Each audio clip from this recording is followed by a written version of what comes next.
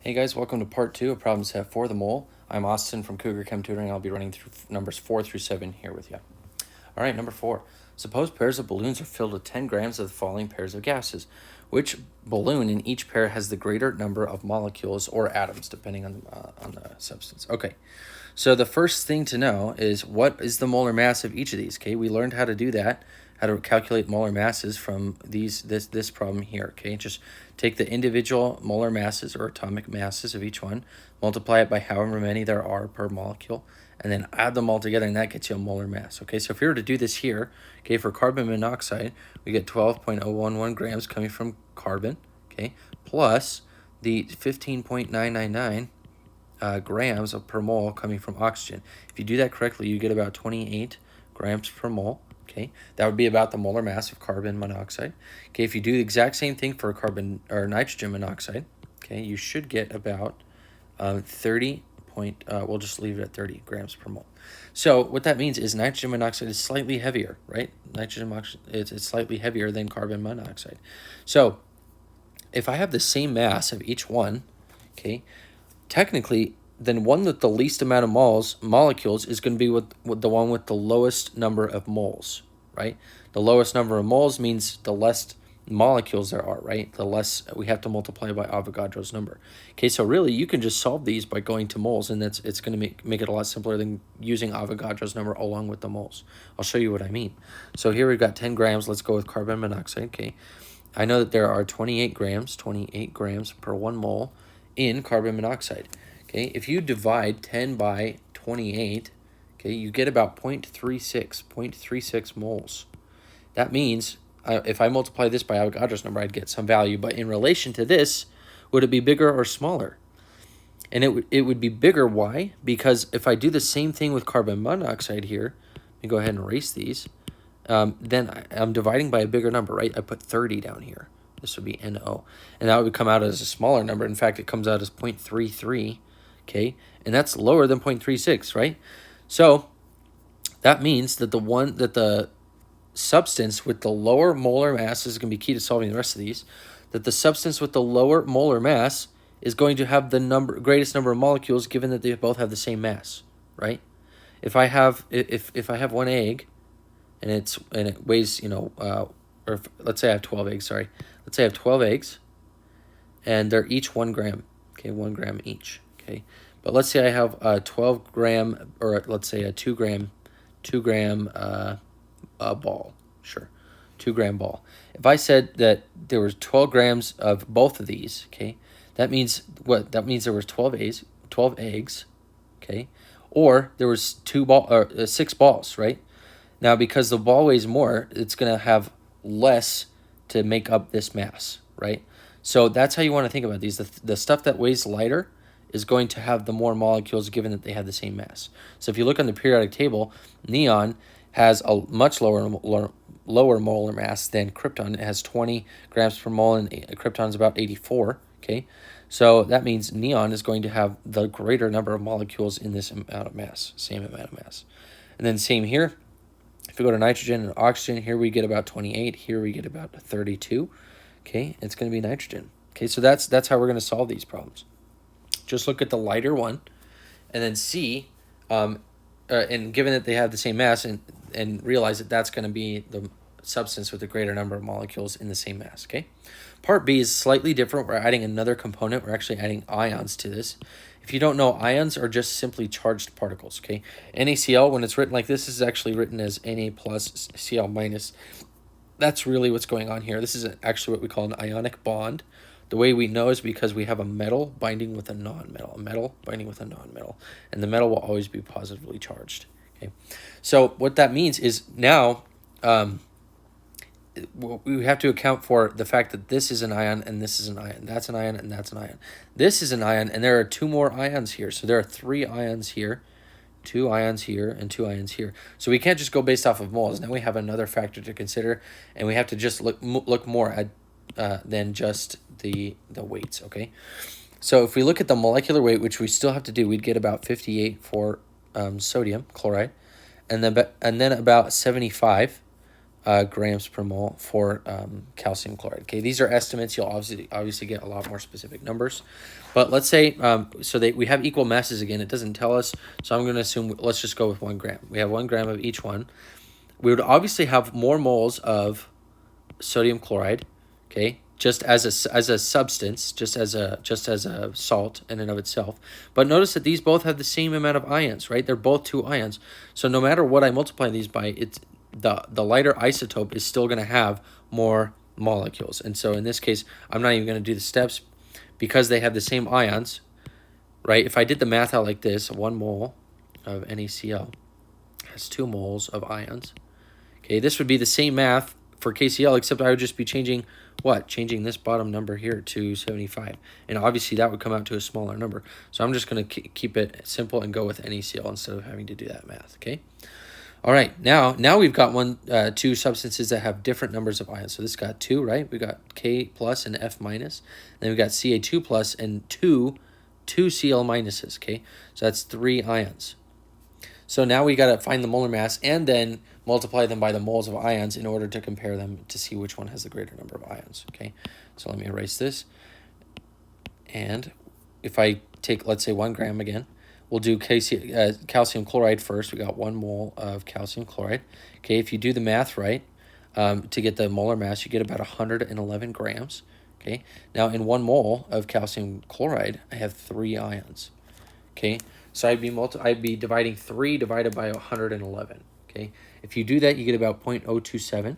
Okay, now I'm going to just use the same structure here and then just switch this out for the KF. Okay, so if you do the KF, if you look for its molar mass, it's about 58. Okay, but it's got 2 ions. So now 2 divided by 58. Okay, and that's going to be 0.034. Okay, so yeah, that's going to be bigger. That's 0.03 moles, right? Moles of ions. Okay, and so that's going to be larger, so it's definitely going to be KF in this case. And yeah, it did follow the same pattern, right? This was still lighter, even though we had different number of ions.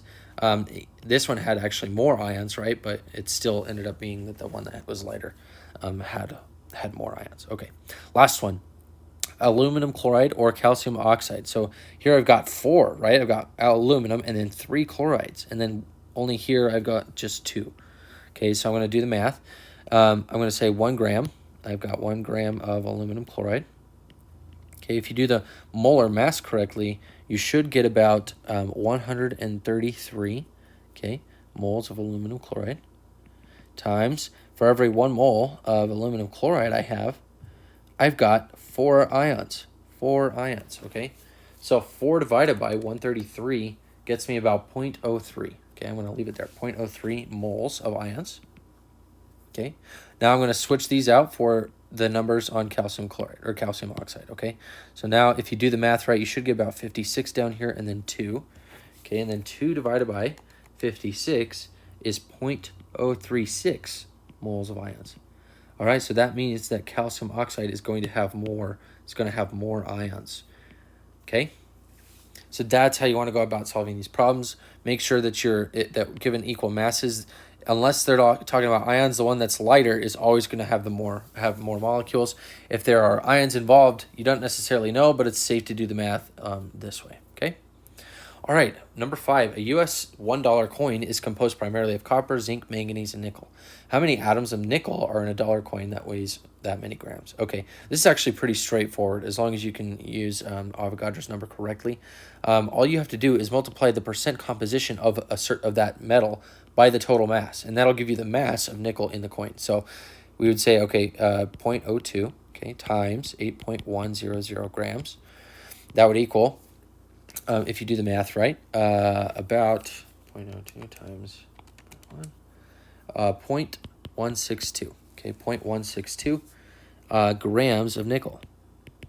Okay, and then just use the molar mass of nickel, which is 0.693 grams per 1 mole of nickel.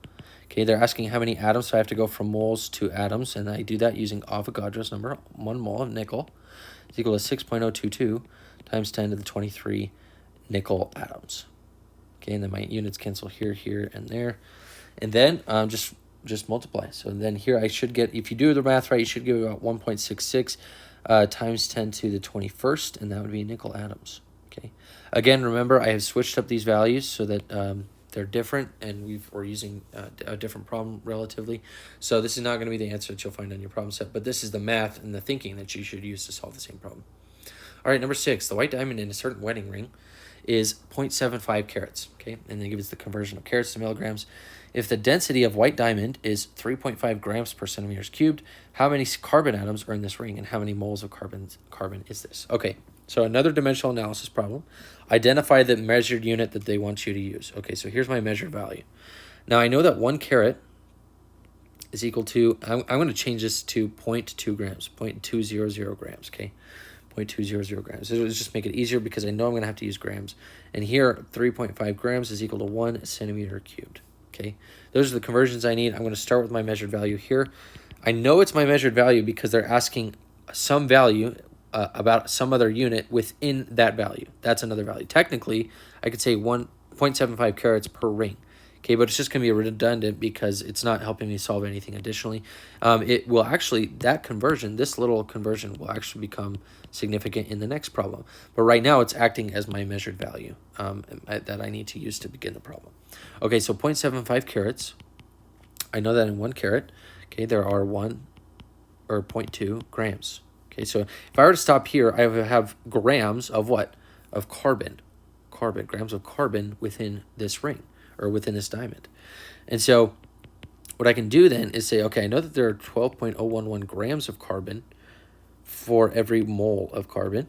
Okay, and if I stopped here, I would find out how many moles of carbon I have. But I know that I can go from moles of carbon to atoms of carbon, but it just so happens that they're also asking for moles. So I can actually just punch this in and solve it. And if you do that, you get about I'm going to write it down here, 0.0125 moles of carbon. And then all you have to do to solve the first part is to add the extra step of Avogadro's number, 6.022 times 10 to the 23. Remember, that's Avogadro's number, so 1 mole of carbon, and this would be carbon atoms. And this would ultimately get me my answer. So I'm going to put a slash for the second answer here. And then if you do that correctly, you should get about 7.5 times 10 to the 25th carbon atoms, okay? And so technically, even though this technically was per ring, right? But it's a little redundant, right? So I could just technically put per ring. But I'm just going to leave it out because they're already asking us about atoms of the ring, so they're going to assume that that's what we're talking about. So we're going to just leave that as our answer, okay? Now, part B says one of the largest diamonds on Earth is known as the Great Star of Africa, which is that many carats. How many diamonds like this one ring could the Great Star of Africa diamond have been used to make? So now this actually will become my conversion factor. 0.75 carats is equal to 1 ring. Why? Because they're actually asking me in the units of ring. We're no longer asking about details about the ring. We're asking what can the ring do? What else? What other calculations can we use the ring? So I know that there are 0.75 carats per ring. Okay, and then if I just say, okay, 530.4 carats, okay, times 0.75 carats down here, carats, and per ring. That should just get me my answer, right? They're asking for how many diamonds, right? How many diamonds for that ring, and then just solve, okay? And if you do that correctly, you should get about 707 rings with these numbers, okay? All right. Last one, number 7. Han blue and Egyptian blue are blue pigments. Which has a lower mass and by how much? Okay, so remember, you got to go to the periodic table to find each of these, okay? So what we got to do is find those values and then multiply them by the subscripts, because those subscripts tell us how many of each element are there. So for Han blue, if I do it correctly, I got Han blue here. Okay, I know I have a barium. I'm just going to put a barium, a copper, a silicon, and an oxygen. Okay, so I'm going to put their molar masses under here. So I've got 137.33 from the periodic table. And remember, these are in units of grams per mole. Okay, that's what these numbers, the units for these numbers are. 63.546, 28.086, and then lastly 15.999. Now remember, there are 4 silicons and 10 oxygens, so I actually have to multiply this by 10 and this by 4, okay, before I add these up. So then I add these up. And if you do that correctly, you should get about 473.21 grams per mole, okay? Then I got Egyptian blue here, which is almost the same, actually. In fact, the only difference here is that they've switched out a barium for a calcium. So instead of redoing all this math, with what we can do is just say, okay, Han blue minus, I'm going to take out the barium. So I'm going to say take away barium, 137.33, plus whatever the molar mass of calcium is. And that happens to be 40.08, okay, or 0.078, whichever one you're looking at. And if you add that together, you get about 375.958. Okay, instead of having to do all that again and find all that stuff, just realize that that's almost the same. We're just going to switch out a couple things. Okay, so it looks like this value and this value, they're asking which one has the lower mass and by how much. Okay, obviously Egyptian blue, so I should say Egyptian blue over here was equal to this right here. Okay, and so this is the value of Egyptian blue, and this is the value of Han blue. Now they're asking which one's lower. Obviously Egyptian blue is lower, and by how much? We just subtract them. 473.21 minus 375.958. Okay, and you should get about 97.25 grams here, and that would be grams per mole. That's the biggest difference right there. Okay, so Egyptian blue is smaller and 97.25. Okay, remember in the problem set they're probably going to ask for the higher. Here I've asked for the lower. Okay, part B, if you had 100 grams of each, which would have more oxygen atoms and by how much? Okay, you can already tell, right? We have the same mass of both of them.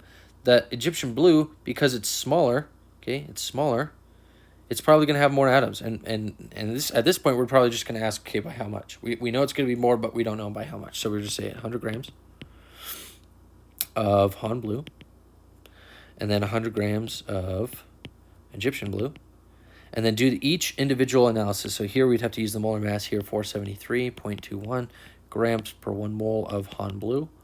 Okay, and then I know that in 1 mole of Han blue, there are 6.022 times 10 to the 23 O atoms, or not O atoms, I apologize. Han blue molecules, That's what we want to put there, okay? But I know that for every 1 molecule of Han blue I have what? How many oxygen atoms? I've got 10 oxygen atoms, so 10 oxygen atoms, just like that, okay? So, there are multiple ways to solve that same problem, but this is how I would have done it. And so this is not 10, this is not 100 atoms, this is 10 oxygen atoms, okay? So if we do that math, you should get somewhere in the ballpark of 1.27 times 10 to the 24th, okay? And remember that I've switched these numbers, so this is not what you'll see on your own problem. Oxygen atoms, okay, 1.27. And then do the exact same math, okay? So 1 mole of Egyptian blue, except I'm using 375.958 down here. And then I know for 1 mole of Egyptian blue I have 6.022 times 10 to the 23 Egyptian blue molecules. Okay, times 1 molecule of Egyptian blue. And then again, it's also 10 oxygen atoms, right? They're both 10, okay? So 10 oxygen atoms. All right, and then if you do that correctly, you should get 375.8. All right, you should get about 1.6 times 10 to the 24th. Okay, so obviously, like we said, this one's going to have more oxygen atoms. Egyptian blue was because it was smaller, right? We had a smaller molar mass. So then we just take 1.60 times 10 to the 24th minus 1.27 times 10 to the 24th as well. And it's still going to be large. A lot of people are kind of confused by that because some people think that these times 10 to the 24s are going to cancel. They actually don't cancel. They would cancel if we were dividing them, but we're not going to cancel them because we're doing it by place value. So actually still get a very large number here, 3.32-ish times 10 to the 23. And that's about a half a mole right there. So that's quite a bit, right? So then it would be more oxygen atoms. Okay, so that answers the by how much. All right, I hope this was helpful. Just remember that when we're doing problems like this, you want to start with the measured value, and that the substance, given equal masses, substance with the lower molar mass is always going to have more molecules, okay?